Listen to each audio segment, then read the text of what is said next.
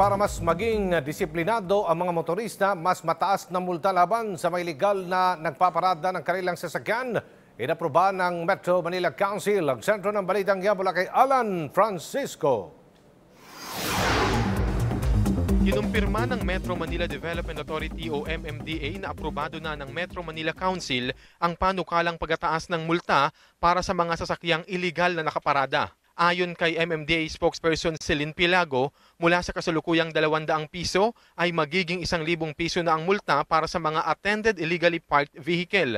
Habang mula naman sa 300 piso ay aangat na sa 2,000 piso ang multa para sa mga sasakyang nakapark na unattended o walang driver. Hindi pa kasama sa multa ang bayad sa towing o yung paghatak sa mga sakyang iligal na nakaparada. Paliwanag na Assistant Secretary Pilago, ito ang naging desisyon ng Metro Manila Council upang mas madisiplina ang mga motorista na huwag pumarada sa mga ipinagbabawal, partikular sa mga alternatibong ruta. Kasunod ito ng implementasyon ng Expanded High Occupancy Vehicle Lane Policy sa EDSA tuwing rush hours mula alas 7 hanggang alas 10 ng umaga at mula alas 7 hanggang alas 9 ng gabi. Kitang-kita nyo naman ho na kapag wala na yung MMDA, babalik sila. Hindi na ho namin naiikutan yung mga areas na dapat naming ikutan.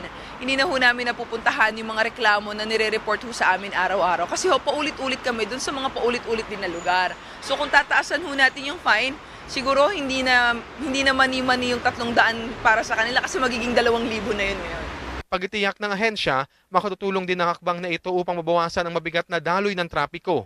Samantala, bagamat isa sa ilalim pa sa public consultation ang naturang patakaran bago ipatupad, hati naman ang opinyon ng mga motorista rito. Sobrang taas na noon.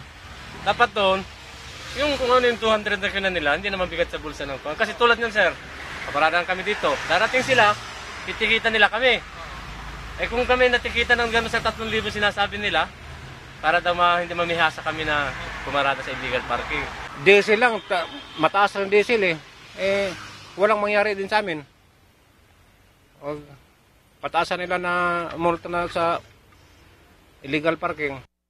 Una nang inatasan ni Pangulong Rodrigo Duterte ang MMDA at iba pang local government units na agarang linisin ang mga kalsada o daan sa mga nakaharang, gaya ng mga illegally parked vehicle. Alan Francisco para sa Bayan.